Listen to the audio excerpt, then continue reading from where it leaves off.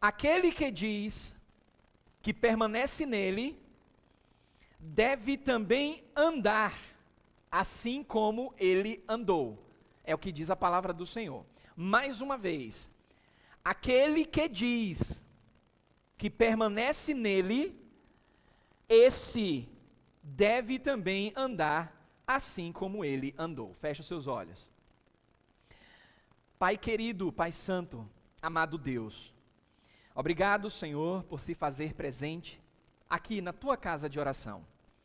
Obrigado por nos trazer dos nossos lares para um momento de alegria, um momento de celebração, um momento em que a gente se reúne em família com o mesmo propósito, para adorar o teu santo nome, para cantar louvores, para orar, para nos alegrar, Senhor, nessa caminhada, numa viva esperança de que a qualquer momento o Senhor virá buscar a tua igreja. Alegres estamos, Senhor, porque quando adentramos por aquela porta, aqui o Senhor já se fazia presente. Então louvado seja o teu nome, porque onde estiver 2 ou 3 reunidos, ali o Senhor também está. Te louvamos também, Senhor, por aqueles que não puderam estar conosco, mas que também estão acompanhando através da tecnologia, através do canal, que tem sido bênçãos na vida de muitos, que gostariam de estar aqui na casa do Senhor, mas por força maior, e o Senhor conhece todas, não estão conosco. Então abençoa, Senhor, também essas famílias, a cada um que nos acompanha. E se alguém que ainda não conhece ao Senhor, através desse canal, Senhor, de bênçãos, possam conhecê-lo, porque o poder do Senhor chega onde o Senhor habita, e nós cremos nesse poder por meio do Espírito Santo. Te pedimos, Senhor, que a tua palavra tão poderosa, Senhor, que não volta vazia, ela crie raízes profundas em nossos corações, nos trazendo uma reflexão para os dias que estamos vivendo, fortalecendo ainda mais as nossas esperanças no Senhor, sabendo que os dias são maus, para que possamos viver com maturidade, prudência e sabedoria um dia de cada vez. Por isso, nós rogamos ao Senhor, na força do Espírito Santo e no poder da tua palavra, no nome de Jesus. Amém e amém. Muito bem, irmãos, até aqui nós temos aprendido na palavra do Senhor que Deus, Ele chama a todos, mas são poucos os escolhidos. Muitos chamados, poucos são os escolhidos. Então existe um chamado em volta de todo esse processo cristão nessa caminhada. Aprendemos também a respeito da nossa obrigação, e quando eu falo nossa, não é todo mundo, é a obrigação daquele que reconhece Jesus como Salvador. Temos uma obrigação. Por exemplo, uma dona de casa tem obrigação no seu lar. Aquele que tem uma função fora de casa tem obrigação fora de casa. Aquele que estuda tem uma obrigação também na instituição de ensino. Como cristãos, nós temos nossas obrigações, aprendemos também. Aprendemos a respeito de um amor que excede todo o entendimento. E que esse amor foi derramado nas nossas vidas. E que mesmo nessa caminhada que é difícil, a gente sabe que o amor de Deus já foi derramado em nossos corações. Por isso a gente precisa evidenciar esse amor não com palavras, mas com atitudes. Na semana passada, vimos a respeito da importância do testemunho. O testemunho cristão é muito importante nessa caminhada. E isso envolve quando nós praticamos principalmente a justiça. Porque é muito fácil praticar a justiça e receber louvores por causa disso. Mas e quando a gente pratica a justiça e testemunhamos dessa justiça e somos injustiçados? Então vimos isso na semana passada, você que não acompanhou, a mensagem já está lá no canal. Hoje nós veremos a respeito do nosso destino. E por incrível que pareça, algumas pessoas não acreditam em destino. Elas dizem assim, eu tenho amigos que eles dizem assim: eu faço o meu destino. A minha mente não consegue compreender que existe uma força maior que simplesmente vai determinar o meu futuro. Mas olha, a Bíblia diz no Salmo 139, o salmista ele declara que mesmo sem que tivéssemos vivido um dia sequer, Deus já escreveu toda a nossa história. Começo, meio e fim. E isso o salmista declara no Salmo 139 que é demasiado assustador compreender. Como é que eu nem abri a minha boca e Deus já conhece o que sai da minha boca? Como é que eu não vivi um dia sequer e Deus já traçou o meu futuro? E isso implica, na vida dos crentes, pelo menos a ideia e o temor de que, olha, conhecendo a minha natureza, sabendo do que eu fiz e do que eu farei, e mesmo assim Deus morreu para me salvar, imagine para aquele que não conhece a Jesus, que assim como os cristãos já têm os dias contados e escritos e determinados por Deus, nesse destino maior, imagine para aqueles que não conhecem a Deus, que também têm os seus dias traçados. Isso é assustador para ambos os lados. Então essa ideia de destino, ela nos faz entender da responsabilidade que temos um dia de cada vez e como nós vivemos as nossas vidas. Você quer ver uma coisa que assusta muita gente? Se eu perguntar aqui para você, você sabe quanto tempo de vida você tem? Você que está aqui nessa manhã e você que está acompanhando de casa, você sabe quanto tempo de vida você tem?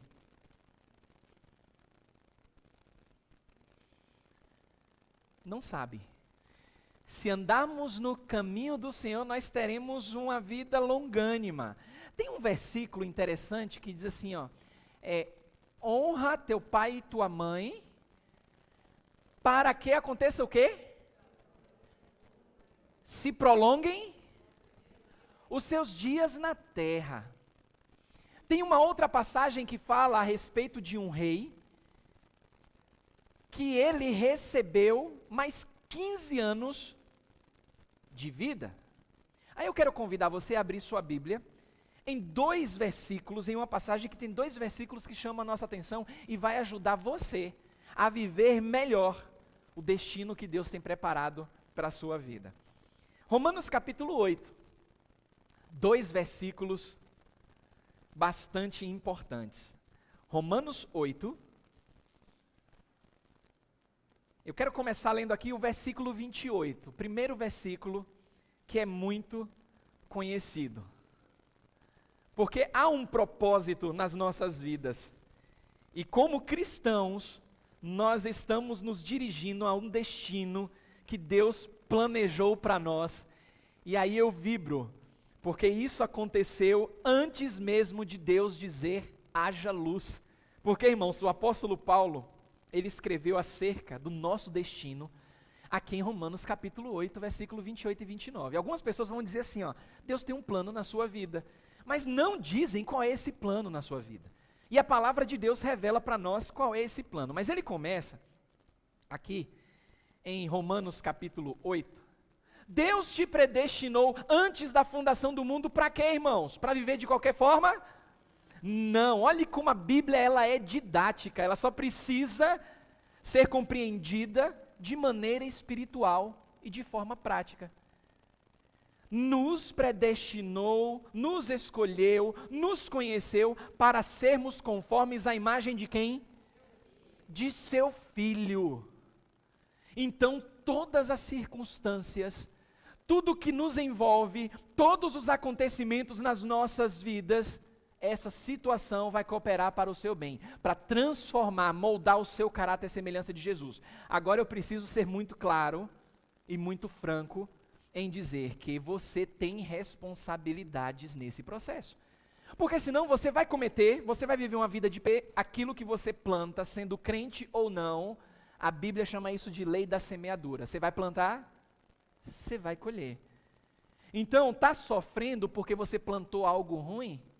Sofra com alegria no Senhor.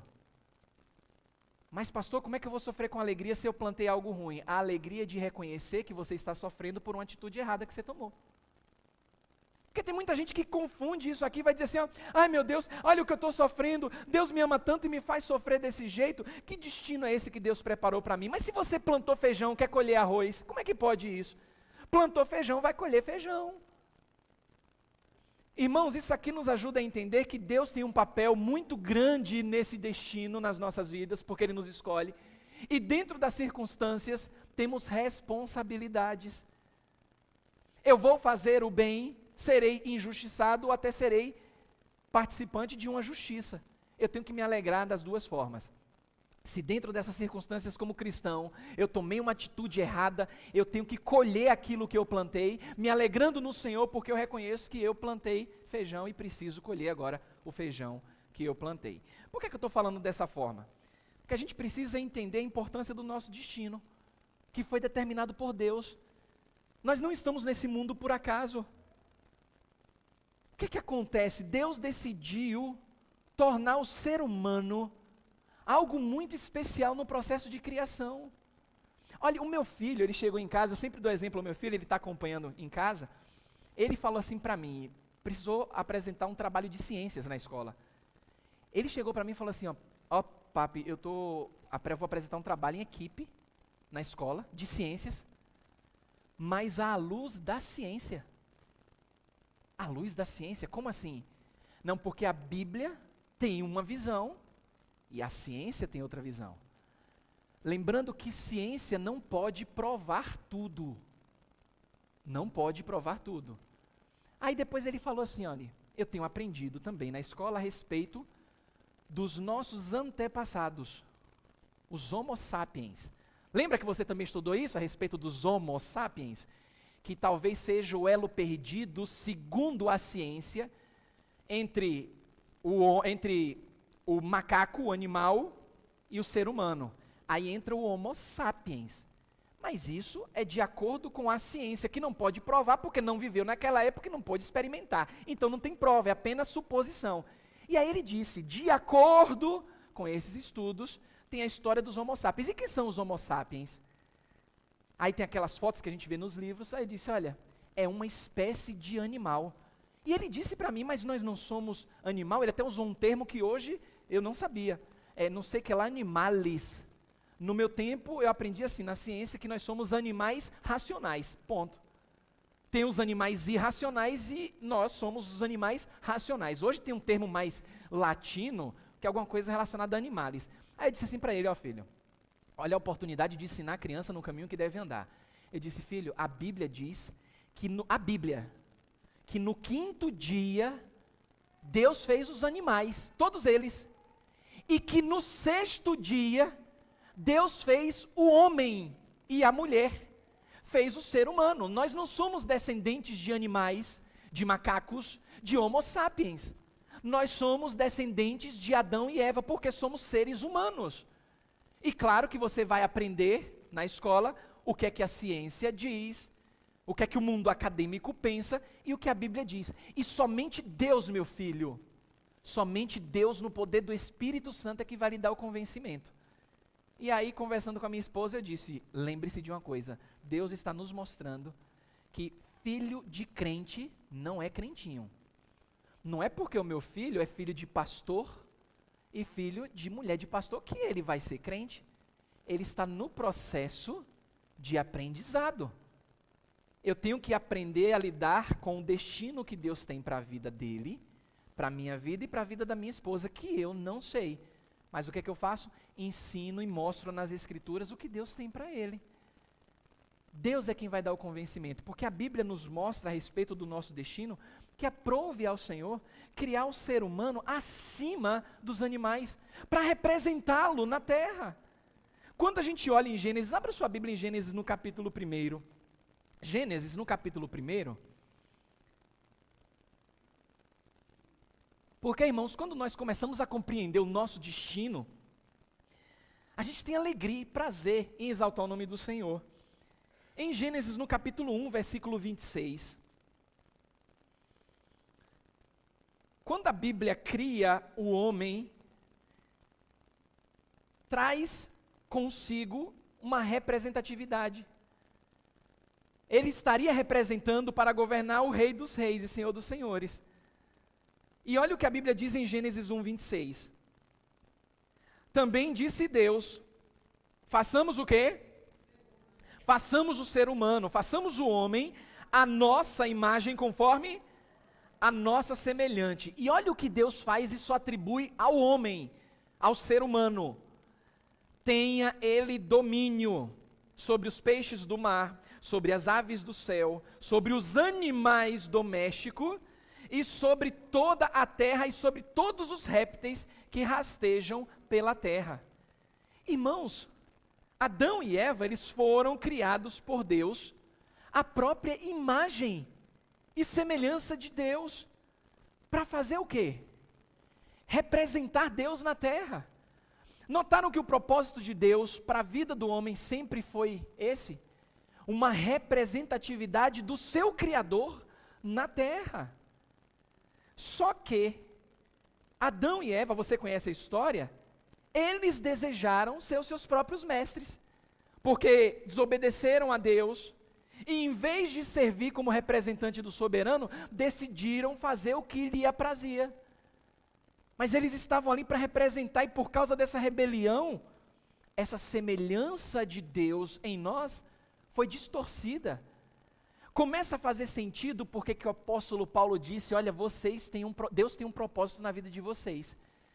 Tudo o que acontece ao redor de vocês, vocês que amam a Deus, não é todo mundo, Deus vai utilizar essa circunstância para moldar o seu caráter à semelhança de Cristo. Caráter esse que foi distorcido por conta do pecado. É interessante que o autor, no livro dos Hebreus, ele menciona esse destino incompleto, quando ele cita o Salmo 8. Abra sua Bíblia em Hebreus 2. Agora você vai dar um pulo de Gênesis a quase no finalzinho da Bíblia, em Hebreus capítulo 2. Olha que observação interessante nesse destino incompleto, sendo citado pelo autor aos Hebreus, citando aí o Salmo 8, em Hebreus capítulo 2, versículos 6, 7 e 8. Hebreus capítulo 2, versículos 6, 7 e 8. Diz assim a palavra de Deus. Olha que palavra tremenda. Que é o homem que dele te lembres? Estão comigo? Amém? Diz assim, ó. Que é o homem que dele te lembres? Ou o filho do homem que o visites? Fizeste-o por um pouco menor que os anjos. De glória e de honra o coroaste, e o constituíste sobre as obras das tuas mãos. Todas as coisas sujeitaste debaixo do quê? Dos seus pés. Está falando de quem aqui? De Jesus. Mas notaram que dentro dessa passagem, ele está fazendo um comparativo com os homens e com a essência do Cristo humano, do Cristo encarnado, quando ele mostra que mesmo por um pouco, se apresentaste ou foste feito menor do que quem? Os anjos, mostrando a humanidade de Cristo como representação daquilo que Adão não conseguiu cumprir. Lembra, só abrindo um parêntese, a Bíblia fala do primeiro Adão, que é o Adão que pecou, não conseguiu cumprir. Deus, no seu infinito amor, na representação física do Pai, toma forma, o nosso Cristo habita entre nós, e a Bíblia chama ele de segundo Adão.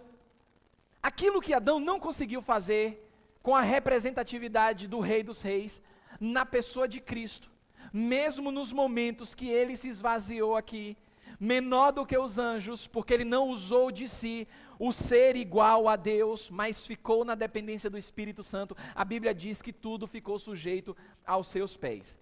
Isso chama a nossa atenção porque o texto ele prossegue dizendo o seguinte, ainda no versículo 8. Ora, desde que ele sujeitou todas as coisas, nada deixou fora do seu domínio. Agora, porém, a Bíblia diz o quê? Ainda não vemos todas as coisas a ele sujeitas. Irmãos, se não fosse pelas palavras seguintes, a gente poderia até ficar desesperado. Porque no versículo 9, a Bíblia diz, vemos todavia aquele que o quê? Por um pouco tendo sido feito menor que os anjos, Jesus, por causa do sofrimento da morte, foi coroado de que forma? De glória em glória, para que pela graça de Deus provasse a morte por todo o homem. Ou seja, irmãos, em outras palavras, o primeiro Adão não cumpriu com o seu propósito, com as suas obrigações, como aquele que tem a imagem de Deus. Mas o maravilhoso é que Deus nunca abandonou o seu objetivo de trazer uma representatividade humana dentro de um propósito divino para representar a sua grandeza, glória e majestade. Esse papel foi dado a Adão, Adão falhou.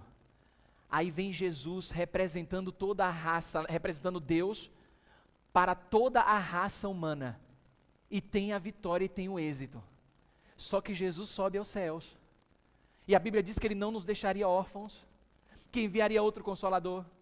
Que esse Consolador, Efésios no capítulo 1 diz que quando a gente ouve a palavra de Deus, nós fomos selados com o Espírito Santo da promessa.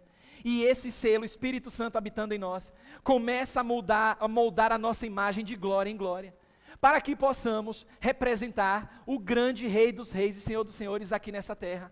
E de que forma é que Deus prepara tudo isso? A gente volta para Romanos 8, 28 e 29, utilizando todas as coisas e circunstâncias para o nosso bem, para o bem daqueles que amam a Deus. Quando um casal está apaixonado, a gente falou aqui de Pedro e Emily, estão apaixonados, isso é lindo, é maravilhoso, e você já se apaixonou um dia, eu não tenho dúvidas disso, todo mundo já se apaixonou um dia. Sabe que a paixão, ela tende a ser volátil, porque a paixão é um sentimento. Uma hora o sentimento está lá nas alturas, outra hora está lá embaixo. A paixão é assim. Mas o amor que a Bíblia descreve, diz que nunca acaba. Porque o amor, ele está além de sentimentos. O amor, ele compreende de atitudes.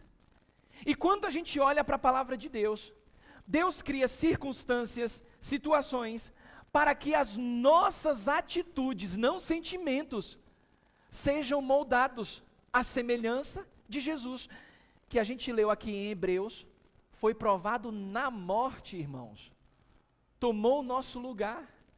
Aquele que representa visivelmente o Deus Criador dos céus e da terra, tomou o nosso lugar, sofreu, morreu numa cruz, mas não valorizou, não vou colocar a palavra valorizou, não colocou acima das suas atitudes os sentimentos.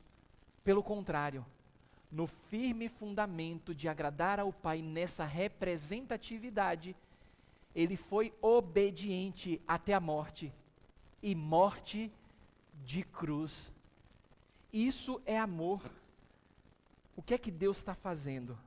Está criando toda uma circunstância, para que a gente possa olhar para essas circunstâncias, mesmo com dor, mesmo com sentimentos ruins, porque os nossos sentimentos cumprem a nós dominar, você tem aprendido isso à noite, a gente precisa dominar sobre os nossos sentimentos, mas nunca abrir mão de uma atitude à semelhança de Jesus, porque Deus vai usar todas as coisas para o bem daqueles que o amam. Abra aí em 1 João capítulo 3, versículo 2, porque a intenção de Deus, nesse propósito, nesse destino maravilhoso, é de nos tornar parecidos com Cristo. E olha, irmãos, o dia da formatura nos aguarda, viu? Estamos no vestibular da vida. O dia da formatura nos aguarda. Vamos subir no pódio. A palavra pódio, aquele pódio que os atletas, os competidores sobem primeiro, segundo e terceiro lugar para receber ali o prêmio, é a mesma palavra que Paulo utiliza quando diz que todos nós compareceremos diante do Senhor para receber galardões. A palavra grega que ele usa ali é bema. Bema significa pódium, local de premiação, porque nós, como cristãos, receberemos prêmios. Então você vai na formatura receber o prêmio. Se as obras que você realizou diante de qualquer circunstância como cristão, ela foi enquadrada como madeira, feno e palha, a Bíblia diz que todas essas suas obras, como crente, eu estou falando de crente, essas obras elas serão provadas onde? No fogo. Deus vai pegar todas as suas obras como crente e vai provar no fogo. feno, madeira e palha, não sobra nada. Aí vai ser um momento de que Deus, você como crente, lá face a face com Ele, Ele vai te chamar a atenção. Você não vai receber galardão. A Bíblia diz que você vai ser salvo como que pelo fogo. Mas Paulo diz assim, mas se suas obras, as obras daquele, forem ouro, prata ou pedras preciosas, elas serão provadas. E a obra daquele que permanecer depois da prova, a Bíblia diz que esse receberá galardão. Estamos na faculdade da vida. A formatura ainda não chegou. 1 João capítulo 3, versículo 2, a Bíblia diz, isso aqui é tremendo, é maravilhoso. 1 João capítulo 3, versículo 2. Mais uma vez, a minha versão traz a palavrinha no começo. Como é que está aí começando o seu versículo? Amados. Depois de amados? A minha versão traz assim, Vá, continue. E ainda não se manifestou o que havemos de ser. Ele começa com amados, então ele não está falando para todo mundo. E aí ele continua, como é que está aí? Opa, olha aí de novo a palavrinha. Sabemos, você sabe disso? Agora, se não sabia, está sabendo agora. Sabemos que quando ele se manifestar, o que é que a Bíblia diz? Seremos semelhantes a ele. Por quê? Porque haveremos de ver como ele é. Ele já se manifestou, irmãos? Não, estamos ainda no processo de transformação. Quando você olha para a sua vida, o que é que você vê? Você vê Cristo mesmo na sua vida? Ou você tem dificuldade quanto a isso? Você vê Cristo amadurecendo na sua caminhada? Porque no dia que você chegar à maturidade, Deus diz, olha, acabou aí, o destino que eu tinha para você é agora que se finda. Porque toda a obra que eu tinha na sua vida, já não faz mais sentido aperfeiçoá-lo.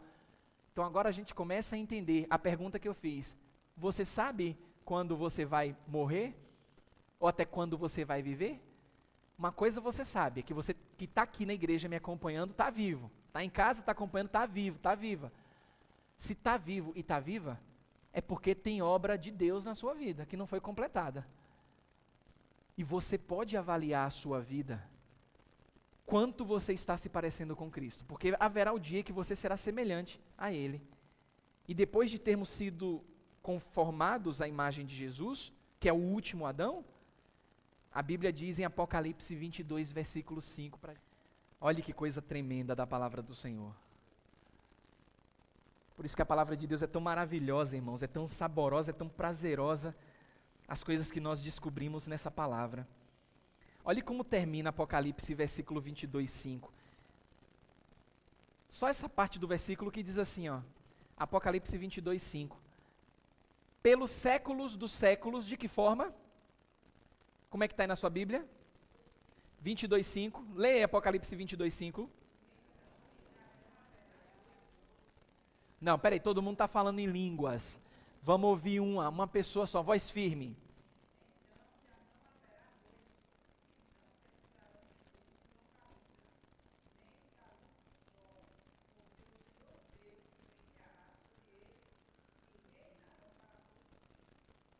Olha só que maravilha.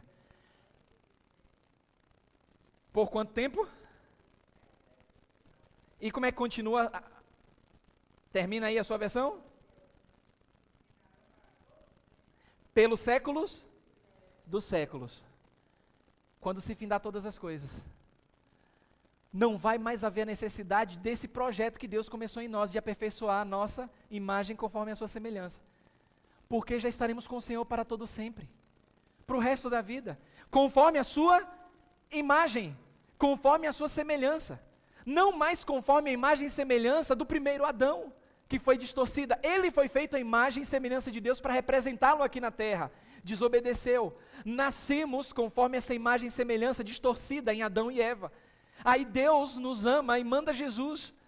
E começa através do Espírito Santo, nesse destino maravilhoso, a aperfeiçoar a nossa imagem. E pelo século dos séculos seremos semelhantes ao Senhor e não mais precisaremos dessa obra que foi começada. Amado Pai, obrigado, Senhor Jesus. Nós te adoramos, Senhor, porque essa caminhada não é vã, Senhor. A Bíblia diz que o Senhor começou uma obra em nós e há de aperfeiçoar até o dia de Cristo Jesus. Obrigado, Senhor. Obrigado porque aguardamos com muita expectativa, Senhor. A tua palavra revela que toda a terra geme. Geme, Senhor, aguardando com expectativa a manifestação dos filhos de Deus. Muito obrigado por nos amar tanto, Senhor, que enviou o teu Filho amado, o teu único Filho, Jesus, para que pudesse morrer numa cruz por nós. Mas antes disso, nos ensinou, meu Deus, através da sua vida em carne, que é possível viver na dependência do Espírito Santo. E se a Bíblia nos mostra que podemos andar como Ele andou, mesmo sendo um grande desafio, nós, Senhor, nos colocamos à Tua disposição, não somente para aprender a Tua palavra, que isso é bom demais por si só, mas também de colocá-la em prática, Senhor. E para isso precisamos do Teu ânimo, Senhor, do Teu Espírito Santo nos alegrando, nos fazendo lembrar todos os dias, para que possamos recuperar a alegria da nossa salvação. Oh Deus, tem muita gente desanimada, Senhor, muito pai desanimado, muita mãe desanimada, servos e servas, Senhor, desanimados, perdendo as esperanças, mas nós cremos no Teu poder, Senhor, o Deus de toda alegria, o Deus que nos fortalece na caminhada. Entra, Pai, com providência e com Teu poder maravilhoso na vida dessa pessoa, que está recebendo essa mensagem poderosa. Não deixe, Senhor, que o diabo venha arrancar dos corações dessas pessoas. Nós te amamos tanto, Senhor, e o que poderíamos fazer, Senhor, por tamanhos benefícios? Nada, Senhor. O Senhor já fez tudo por nós. Obrigado, obrigado por esse momento. Nós oramos no Teu maravilhoso nome. Amém e amém.